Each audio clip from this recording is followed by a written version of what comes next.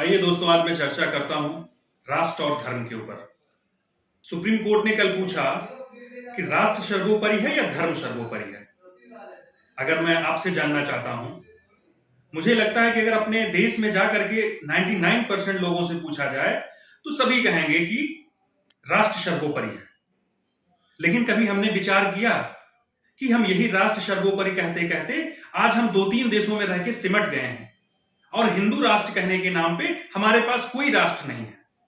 अगर मैं कहूं कि भारत को अगर मैं हिंदू राष्ट्र घोषित करना चाहता हूं तो नहीं कर सकता।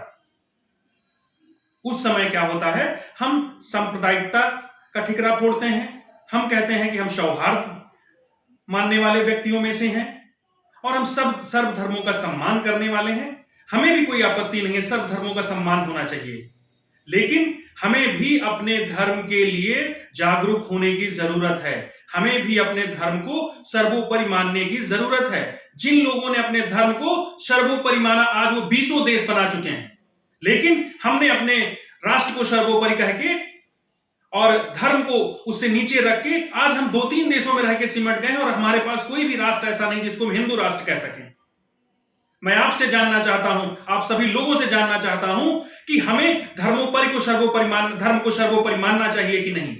यदि हमने धर्म को सर्वोपरि माना होता तो हम भी और देशों की तरीके से कई देशों में हमारे हिंदुत्व का झंडा होता और कई देशों में हमारा भी हिंदुत्व का प्रचार हो रहा होता और कई देशों में कई सारे देश हमारे हिंदुओं के होते।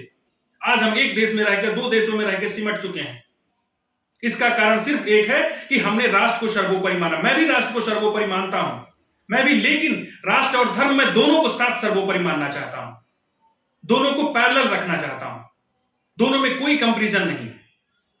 दोनों को मैं एक तराजू में रखना चाहता हूं, एक तरफ राष्ट्र और एक तरफ धर्म, दोनों को साथ लेके चलना चाहता हूं। इसी तरीके से हम अपने हिंदुत्व को भी आगे बढ़ा सकते हैं और अपने राष्ट्र को भी आगे ले जा सकते हैं।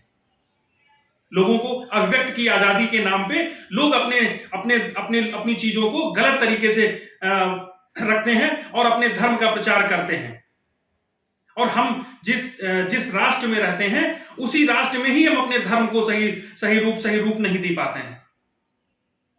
इसलिए मेरा मानना है कि राष्ट्र और धर्म दोनों को पैरेलल चलाना होगा, तभी हम अपने हिंदुत्व को बचा सकते हैं और अपने राष्ट्र को बचा सकते हैं और अपने धर्म को बचा सकते हैं। हम दोनों में से किसी को ऊपर नीचे नहीं कर सकते हैं।